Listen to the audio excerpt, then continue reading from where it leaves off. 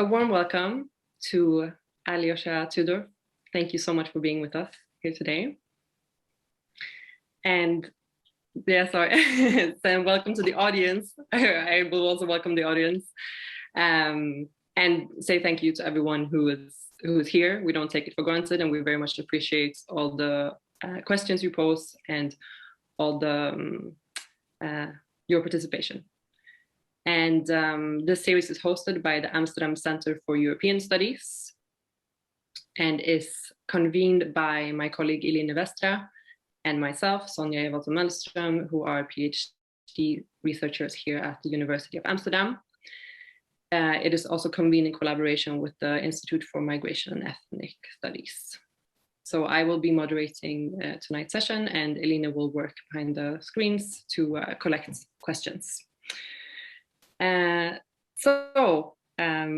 will begin by introducing Alyosxa.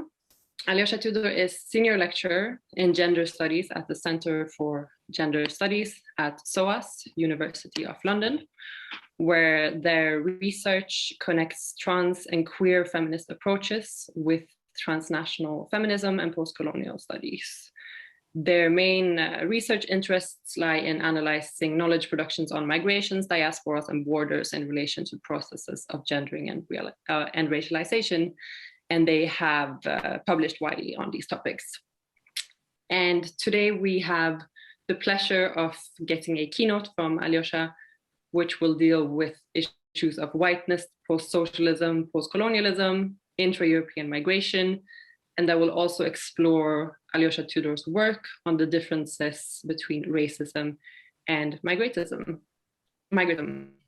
So again, welcome Alyosxa, and we're very excited to have you here today. And with these words, I give the floor over to you. So please take it away. Thank you so much, Sonja. Can you hear me? Is that all right? Okay, thank you so much for inviting me, to both of you, Sonja and Elena. I'm very happy to be here and to be part of such an exciting series. So I'm going to revisit a little bit, as you said, of my own work in this talk and connect it with new things. And I'm very excited to see what people think and what the questions are. So I'm going to start some slides.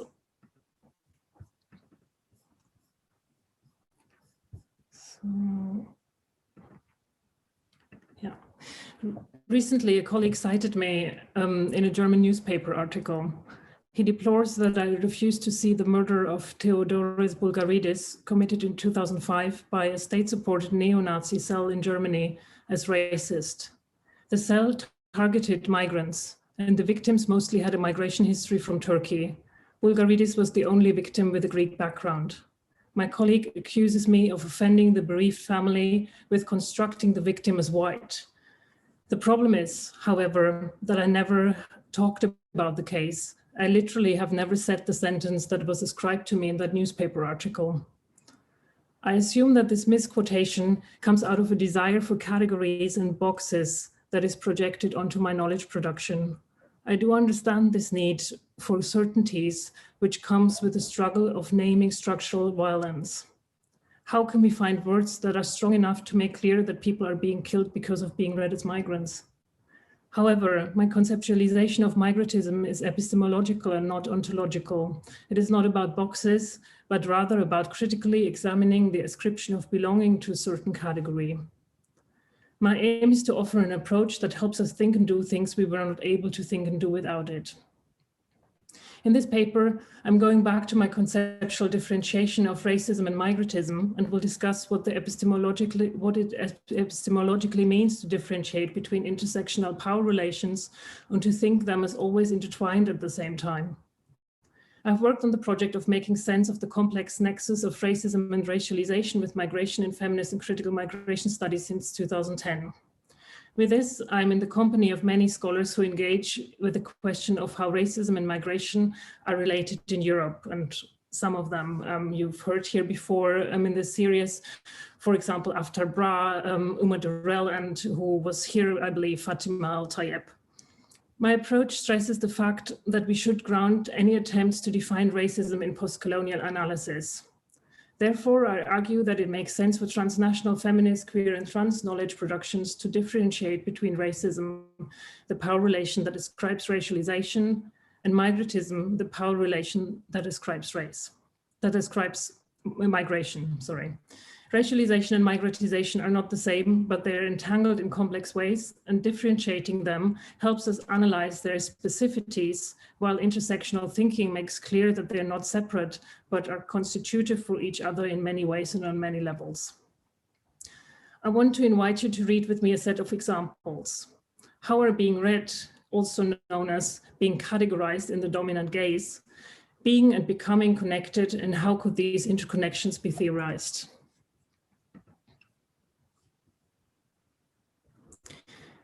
In his reflections on racism and nation in France, Etienne Balibar makes an interesting clarification that not all foreigners and not only foreigners are seen as migrants in hegemonic discourse.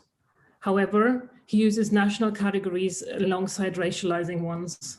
A Portuguese, for example, will be more of an immigrant than a Spaniard in Paris, though less than an Arab or a Black. A Briton or a German certainly will not be an immigrant, end of quote. Thus, Balibar states in the French context, a Portuguese person would be more likely to be ascribed with migration than, for example, a German person would, while an Arab or a Black person would definitely be seen as a migrant. Using my concept of migratisation, Balibar's approach can be understood as making the point that becoming a migrant in Western Europe relies on hierarchical ascriptions of migration. One is not born, but rather becomes a migrant through being repeatedly treated as one. However, Balibar does not reflect on the question of what role racialization plays and how it works ambivalently to migratize specific national subjects when they cross borders. It is certainly true that in Western Europe, people read as, for example, Greeks and Portuguese are seen as migrant. However, one can only claim that, for example, Britons are not ascribed with migration in France if one assumes that they're homogeneously white. Black Britons, for example, would in a dominant gaze not be seen as non-migrants qua their European/Western nationality. They would instead be ascribed with migration from non-Western extra-European countries or continents. Western European nations in Balibar's paragraph are implicitly constructed as white, while, for example, Blacks and Arabs remain in the role of eternal migrants who can never be at home in Europe. Thinking about racism in Europe only in terms of migration and national belonging then has the effect to racially homogenizing Western European nations as white and excluding Europeans of color who may or may not have a migration history, not only from discourses of nation as well as migration, as Fatima Al-Tayeb puts it, but also, as I want to stress, from understandings of racism. A decade ago, I first suggested to differentiate between racism and what I call migratism to analyze the complex nexus of racialization and migration in post-colonial Europe. Since then, I've published quite a bit on the topic and on its challenges and controversies.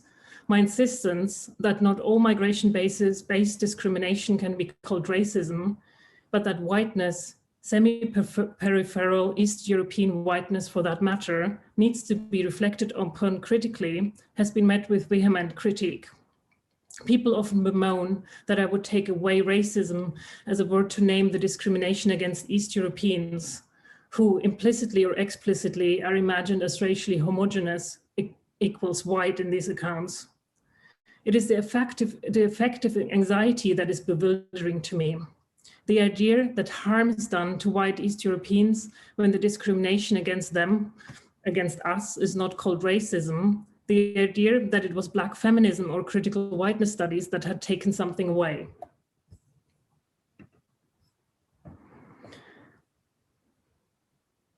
Alina Retsepnikovska claims, while the existing literature on racism mainly focuses on racism experienced by non-white ethnic minorities, this paper makes an important contribution to the understanding of overlapping racism and xenophobia discussed and experienced by migrant women coming from predominantly white society, end of quote.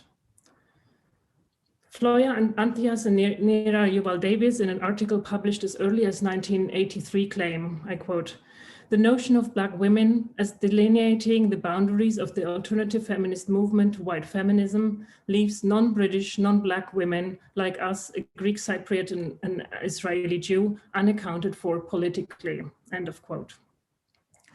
These approaches alternate in their argumentation between calling for inclusion of white migratized women into the group of people discriminated against by racism, and between claiming migration-based discrimination produces racialization through de-whitening. They want their exclusion from the nation state to be transformed into racism experiencing inclusion into anti-racist scholarship. What is striking to me is that these accounts that fight for the inclusion of, in my words, white migratized positions into racism definitions, the frustration and the feelings of being left out is not mainly directed against the dominant group, but comes with envying the perceived recognition of Black and anti-racist interventions. In Rzepnikowska's case, it is non-white ethnic minorities who, according to her, get all the space in anti-racist scholarship. And in Anthea's and Yuval Davis's case, it is Black women who get to be recognized as the alternative feminist movement to white feminism. Gabrielle Griffin and Rosie Braidotti in 2002 even fear, I quote, the obliteration within European feminist race politics of the reality of racialized issues faced by women in Europe, end of quote, when the discrimination against East European women is not named with the blanket term racism. It is a language of loss. Before this new focus on racism that centers Black people and people of color, we were able to name the discrimination against white migrants, and of obliteration even. We are being undone by Black people and people of color who define racism as white supremacy and therefore are not directed, and therefore is not directed against white migrants. It is exactly the questions around identifying whiteness and borders hidden in plain sight in discourses on Eastern Europe or the diaspora that is important to me here. There seems to be a tendency in East European migrant communities in the West to express feelings of dispossession in nationalist and racist ways.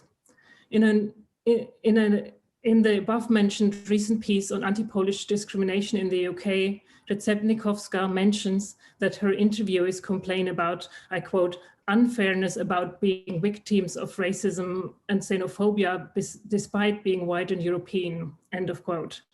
As seen in questions they pose in the interviews with her, I quote, why can't the British focus more on Blacks and Asians, end of quote. What really makes me uneasy here is that the academic scholarship that aims to point out anti-East European discrimination in Western Europe and calls this racism does not seem to have the tools to intervene or theorize the actual racism uttered by white migrants that follows the logics of claiming proper white racist Europeanness wanting to be part of racist Europe as the Euro-American progress story promises. This brings me to reflections on the relation of post-colonialism and post-socialism, as it is important to me to revisit the epistemologies of the posts. What is the work of the post in post-colonialism and in post-socialism? The two certainly have in common the attempt to grasp the complexity of present geopolitics and reflect on the blurry spatial temporality of histories, borders, boundaries, and modes of becoming. Learning from critical feminist scholarship on the intersections of post-colonialism and post-socialism, for example, Kubak 2013 or Plastanova 2012, I want to ask how not to deplore the seemingly peripheral role of post-socialism compared to post-colonialism in gender and feminist studies based in the West. As this assumes the post-colonial cannot be post-socialist, and as it replicates the laments towards post-colonial and Black feminism mentioned above. Or how not to avoid equating post-socialism with Eastern Europe, as state socialism is not exclusively a European phenomenon. Moreover, I am concerned with the question in which ways post-socialist whiteness can be held accountable for its role in the modern white supremacist project. Similarly to my reflections on the post in post-colonial Europe and in line with Neda Atanasoki and Kalini Vora, I suggest that the prefix post provides odd, contradictory and productive spatial temporally dimensions, not only in relation to the term it is attached to, See also Shohat's theoretization of post and post-colonial, but two, in interrelation between different terms that are prefixed in with the same syllabus post. See, for example, Appiah's question, is the post in postmodernism the post in post-colonial? And various adaptations of the question. Based on the idea that the prefix post means continuities and ruptures in relation to the term it specifies, and not a simple after, as Ella Shohat reminds us, but a non-linear queer temporality that cannot even be fully explained only in temporal dimensions, one could ask too how the terms which are specified by the prefix post interrelate and how they are put into context to each other through being prefixed in the same way. Is, for example, the socialism in post-socialism, the colonialism in post-colonialism? Why is this equation problematic? And what insights, challenges, and potentials would a focus on the role of revolutionary socialism in decolonial struggles provide?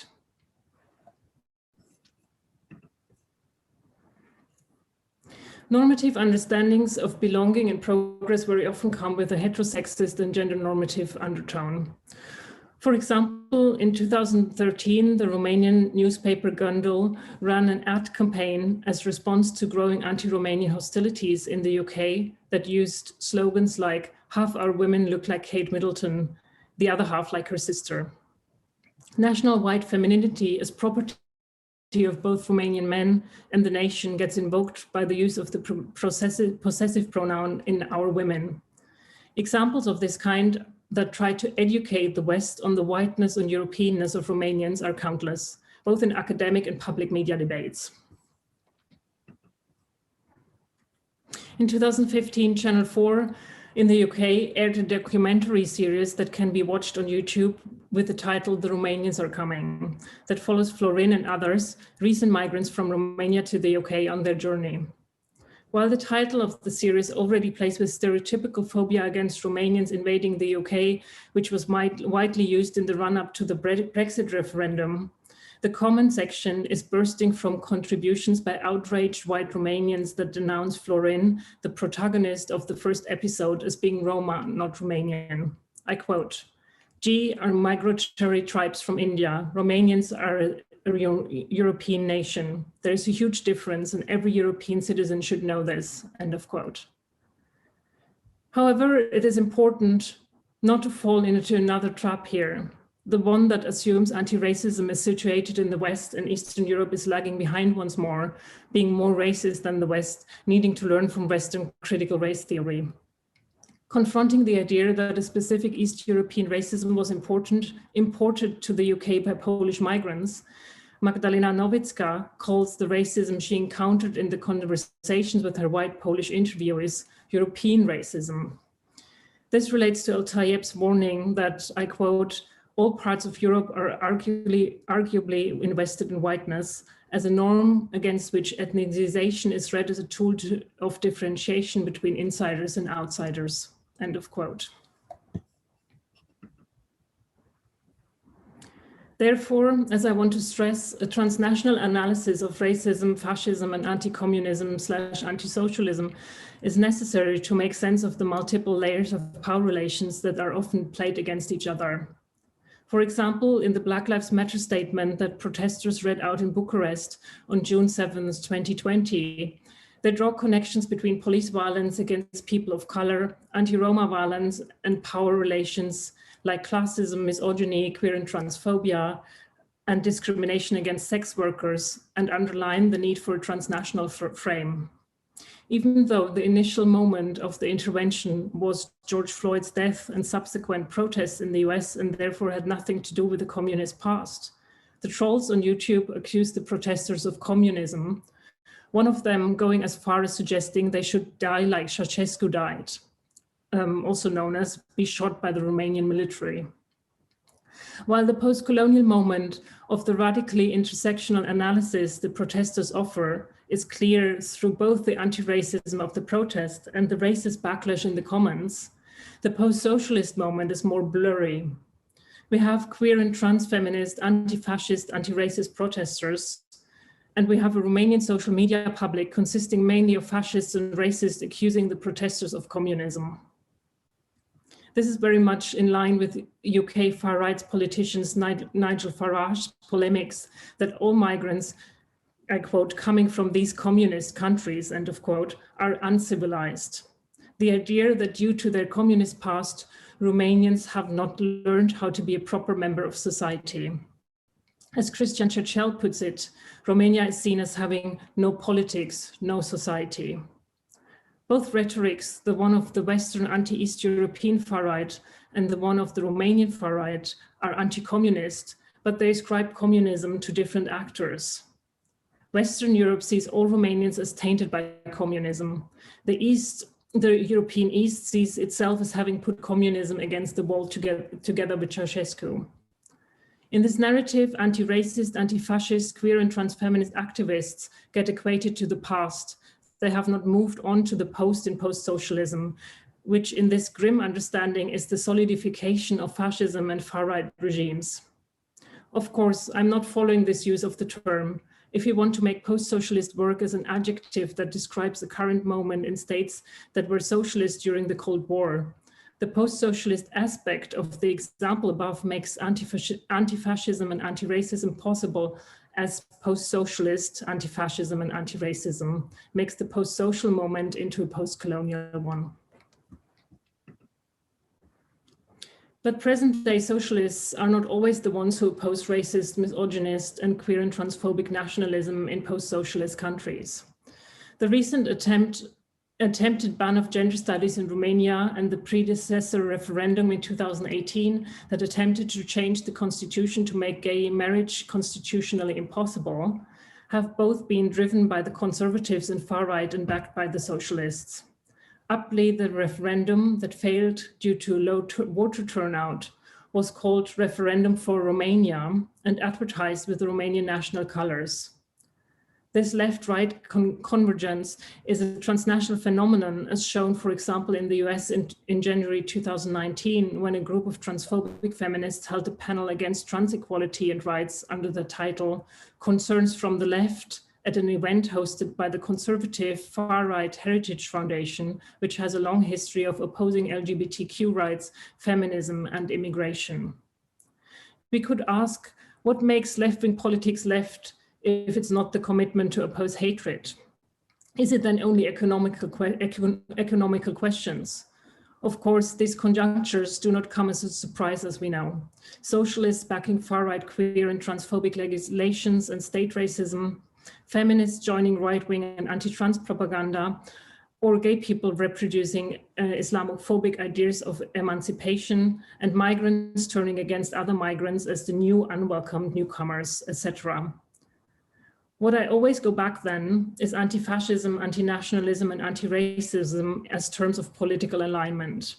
These terms only make sense in transnational analysis that opposes epistemological nationalism, as we cannot make sense of racism, nationalism, and fascism if we keep it in the realm of the uncontested national.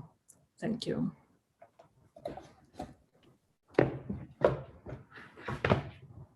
Thank you very much, Alyosxa. Thank you very much for sharing your reflections with us, and also for adding a new dimension to the lecture series, because I think especially critical whiteness studies and Eastern European issues has not been very prominent thus far. So thank you very much for bringing a new aspect.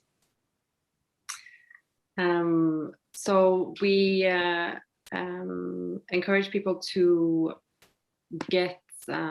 drop questions into the Q&A. But I wanted to begin by asking you, you have a very clear trans-feminist approach to your work. And I wanted to ask what you think trans-feminism and queer studies bring to the study of race and migration. Thank you. Well, I think first of all, I think it is not really possible to think of race and migration in ways that don't take into account feminist and gender and queering and transing approaches, because I think looking at things in an intersectional way, it is always also about gendered racism, gendered migration, and gender in a way that is not necessary within the binary, and sexuality as well is a very, very strong focus, like there has a very strong presence in discourses on migration and race.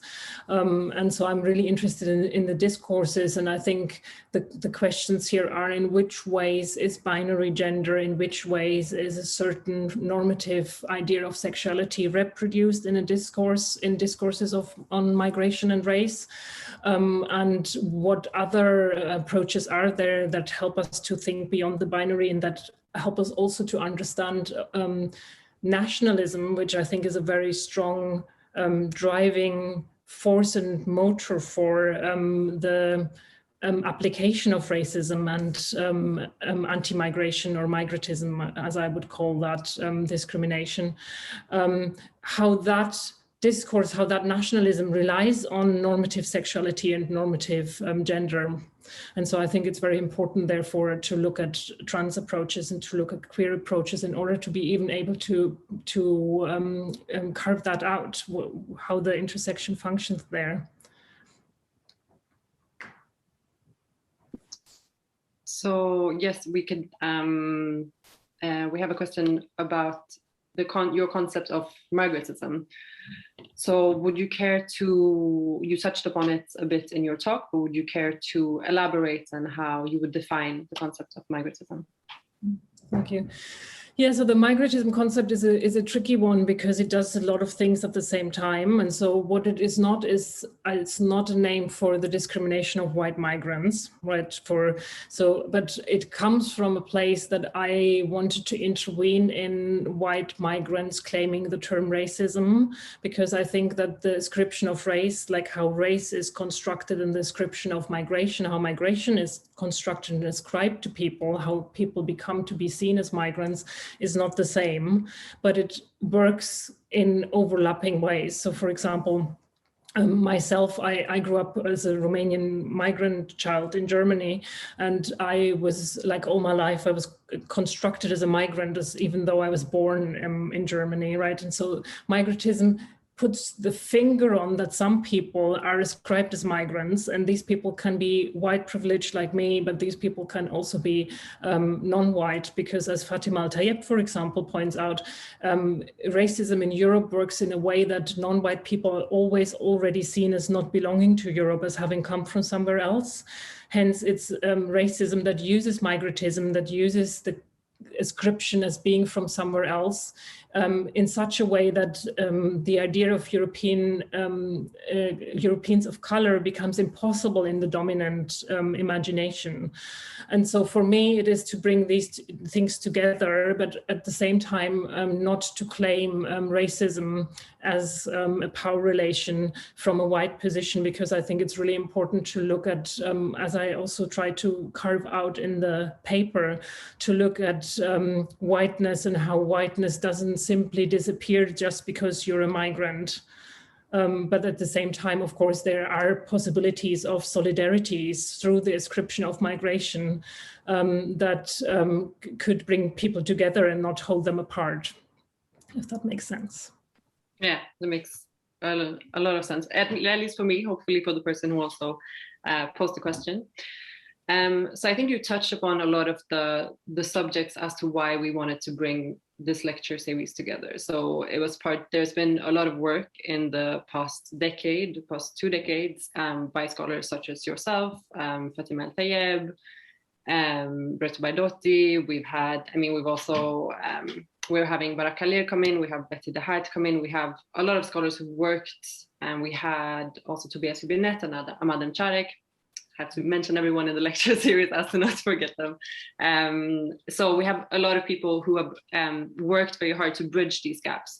And I wanted to ask you, especially working in this little nook in between, right? So working both with race migration studies, also working with transfeminism, queerness, what has your experience been working in European universities with all these intersections in your research? Well, I have to say I'm glad that I got to leave Germany. I think that the German university system is a very rigid one, and my experience is still that everywhere I go, I encounter some Germans who are outraged by something I say, and it is this kind of like very, very strong atmosphere of envy and of like trying to, you know, claim fields as your own and not allowing anybody else to work on them. And so I think I've experienced that a lot. I think that like the incident with the colleague who miscited me, like who literally invented a quote that I had never said in a newspaper article in Germany. And so that was a colleague, right? That was not some random journalist, in order to make the point that I'm racist towards white migrants because I don't recognize the racism against them. That is a thing that happened a lot in Germany. Of course, other things happened also in Germany. So I met Fatima Al-Tayeb in the German-speaking context, whose work very much influenced mine. And so I have very strong bonds with friends and colleagues who work on the same things. But I think the overall tendency was really to be outraged by bringing a post-colonial analysis into migration studies. I think, yeah, so my PhD is from Sweden. I think racism works quite similarly in Sweden and in continental Europe and Germany. So I think there are overlaps. So I think higher education there is not as confrontational, so I didn't get so much pushback in a way, right? So I can't really say so much about that. And then I came to the UK, and in the UK, people were a bit like, duh, obviously migration and race is not the same, right? And so so my research gave me the job, right? My first job was a teaching fellow in migration and diaspora studies, so definitely I could connect to the work that has been done here. And so I do think that there are different ways, even though, as I said before, when we had a few minutes, right, the UK is not that mythical place in which racism can be tackled because there is a vocabulary for it. That is not true either. So I think there are supranational forms of racism that work across Europe, and the UK is not an exception. But I do think that there is a broader openness to scholarship that is explicitly focused on analyzing racialization in the UK than there is in continental Europe, definitely.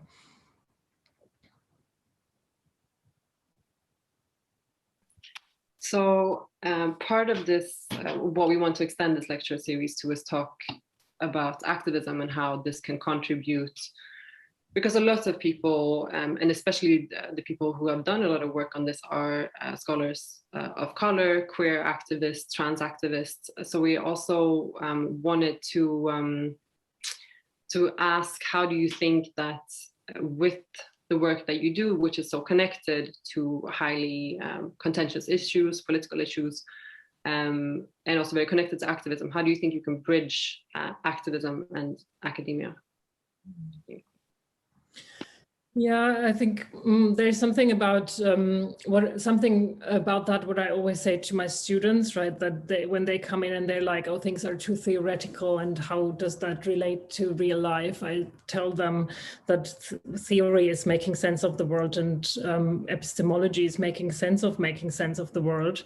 And so I think that we need to make sense of the world, and we need also to make sense of how we make sense of the world. So we need the meta-reflection on how knowledge is produced, and what we take for granted, or what kind of categories we use, and how we can deconstruct them. And so I think that is, for me, that has a very strong connection, because of scholarship and activism, or theory and activism there, because I think that's what you need all the time. So you cannot do you cannot be an activist for a cause if you don't have like the tools to rethink what you're fighting for, and who is included and who is not included, and how you can change that, and what categories you deploy every day in your work.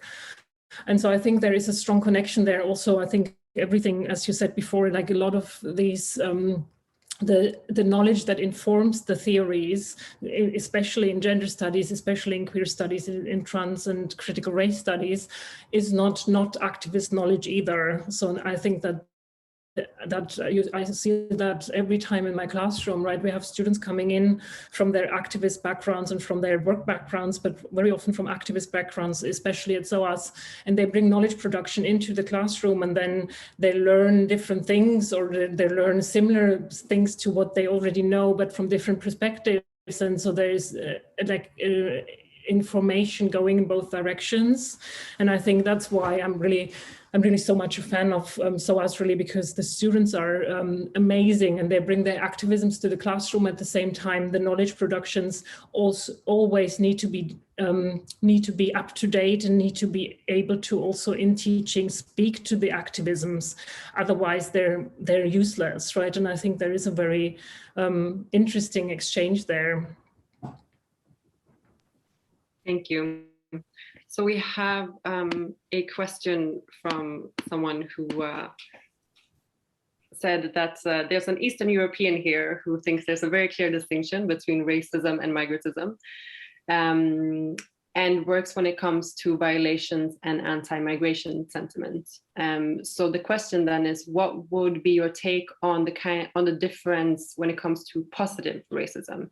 And in their experience, the comments, for example, "you're so good at because you are from," and that the fact that these comments are kind of uniform. And if I missed something in this question, then the person who posted, feel free to add something to it, of course. Yeah, I'm not sure if I completely understand, but I think positive racism is, I don't know, if, for example, Asian people are ascribed in the Western country with being the model minority or something like that, which of course is racism, like, I don't know, anti-Semitism, that is, philo-Semitism is also an anti-Semitism, right? The kind of like obsession, because I think what happens there is, of course, it's still an essentialization of a certain group, and the group is constructed as homogeneous, and as like it is connected to a certain racialization, how this group is, and everybody is the same. So I think that it just functions, it's just a layer of racism, and I would not even call it positive, right? But I do know that it's called like that, exactly. Thank you. So the next question we have is, could you perhaps speak of the role of class in racialization and migratization processes? Yeah, I think class is very important, and I think the longer quote, and so I've written on that, of Balibar's that I mentioned in the beginning, that clearly has a class dimension in it, because what Balibar does there, he talks about a capitalist from Spain won't be seen as a migrant, but and so on, right? But a worker will be, for example.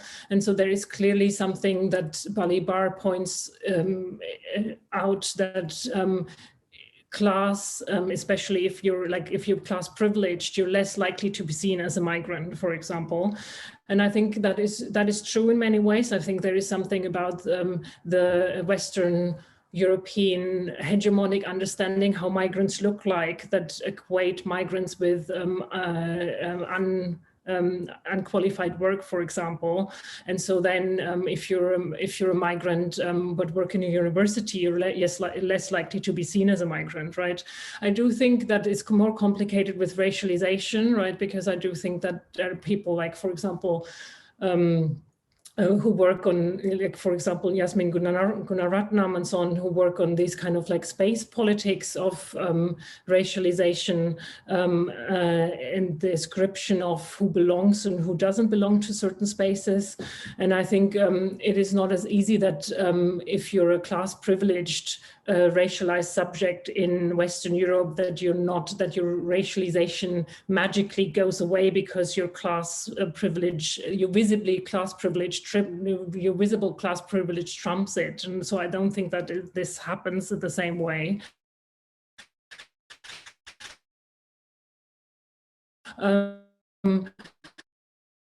Because, for example, we have this super wanting to buy, and then being told, you can't afford that handbag. And I think this is like, obviously she's a super rich person. At the same time, her blackness positioned her so much as not being able to be rich, that the actual class position did not matter. It is only the description of race that mattered in the dominant gaze there. But of course, there are differences between different people who are racialized the same way, depending on their class privilege or not. So that's no question. Did you all get that? It was interrupted in the beginning. Was it interrupted a little bit? I think that the main body of your answer, because I think you also elaborated quite well on it, was clear. If someone did not hear a part of it or missed something, then please write so in the chat or the Q&A. And if Alyosxa, you would like to, you can repeat parts of your answer. So we have another one thanking you very much for your thoughts and your talk. And the question goes, it strikes me that a separation between migratism and racism can reinforce the conception of race in terms of skin color and also therefore the idea of race itself. And how do you think you can avoid such criticism? Yeah, thank you for that question. I think it is always the question how to talk about race without reinforcing race. And I still think we need to talk about racialization. So that's why I call it racialization most often, in order to make clear that it is a construction process. It's not a pre-given idea of race that is always already clear what it means.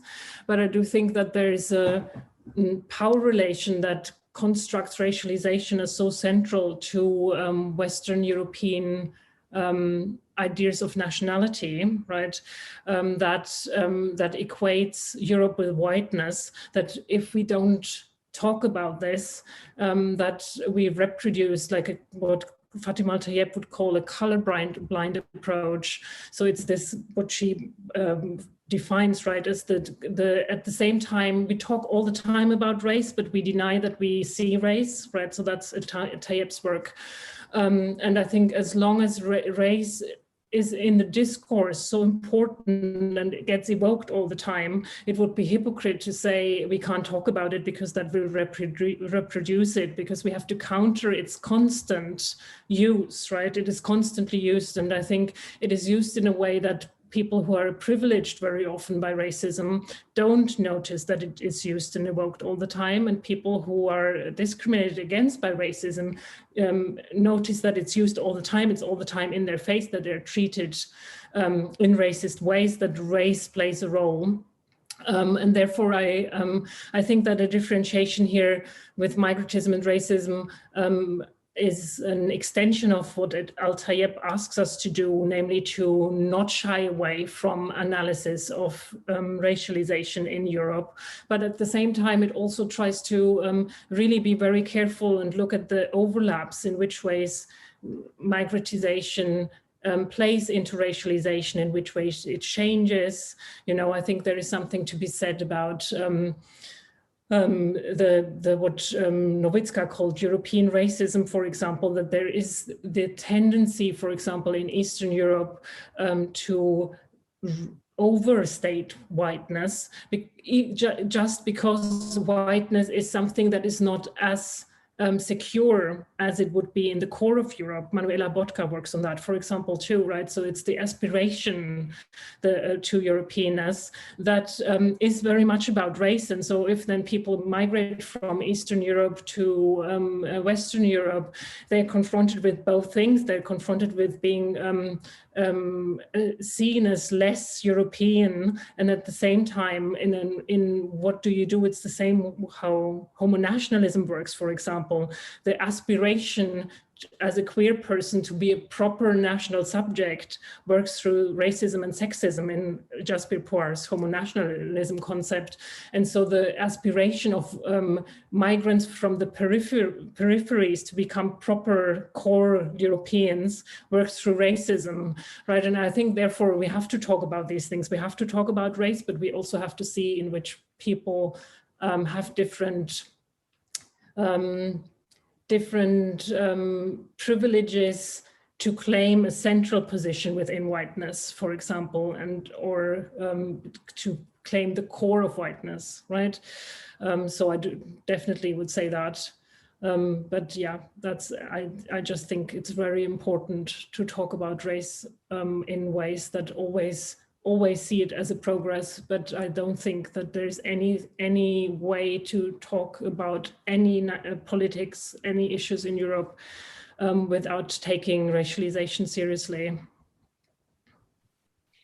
Thank you. So following on from that, we have a question about,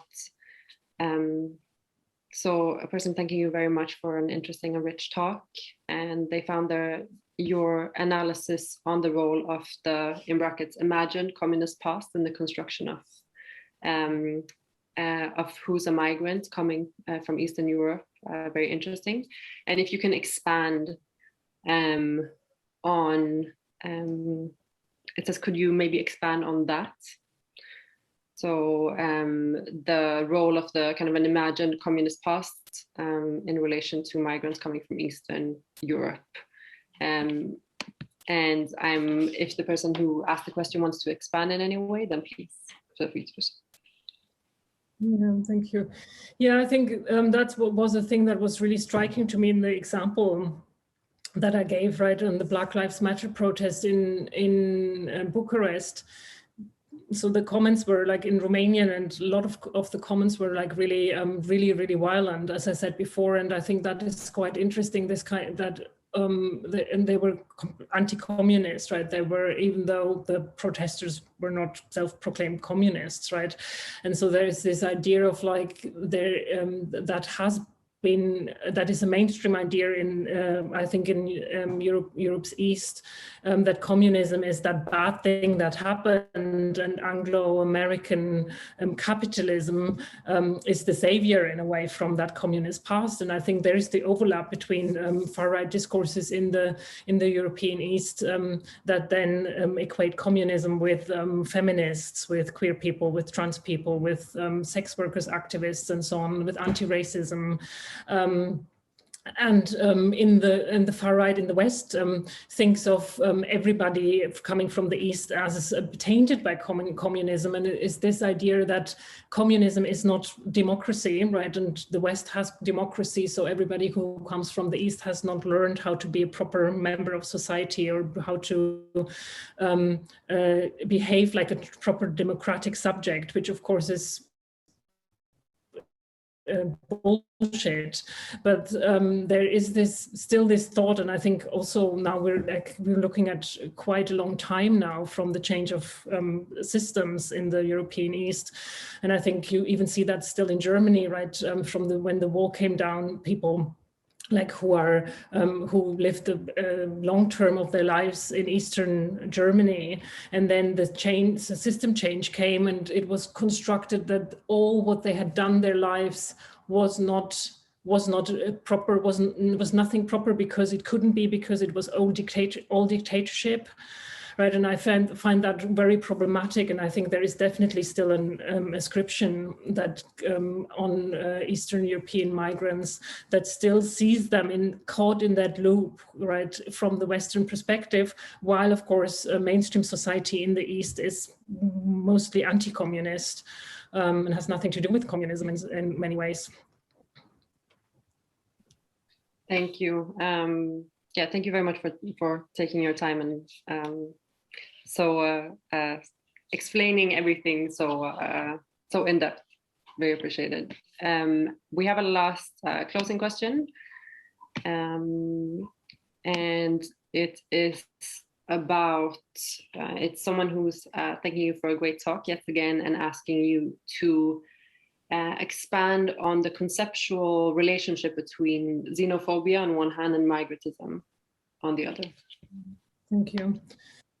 Yeah, that's a question I get very often, and I think that migratism is a broader concept than xenophobia, because xenophobia in a way, that's the same with transphobia and queerphobia for me. I don't like the phobia so much, because it seems to be that there is some psychic fear of the stranger, of the trans person, of the queer person in the phobia. And even though I know it's being used in a broader way, that it does not only rely on that idea of the fear. I think that migratism, what I wants to do something more. So it is the xenophobia, that idea of the fear of the stranger, that is obviously constructed, that is not a natural thing, not an affect that is natural to the body, it's constructed in society. But I think also it is important to use an ism that is equivalent to the racism in order to make clear that it is racism that constructs race. So there is no race before racism, and it's migratism that constructs, that ascribes migration, that constructs who is seen as a migrant. And I think for me, that was just like more to the point, in order to also point out that we're not only thinking about strangers in a more, you know, in a sense of metaphor, or it's like a more philosophical sense, the stranger, the person who is not from here, right? That we also look at migration regimes in that moment, and that the thinking structure that assumes that non-migration is the norm is a power relation that structures everyday life in Western Europe. So people think that non-migration is the norm, and they don't think about Europe as, for example, after Bra helps us to think, as diasporic space, as a space that cannot even be thought without migration and diasporas. And so I thought that migratism makes that more clearer, that it's this underlying psychic and political and structural dimension as a thinking structure in the Western nation state. Thank you very much, and also thank you very much for bringing that concept into the study of into queer trans migration studies.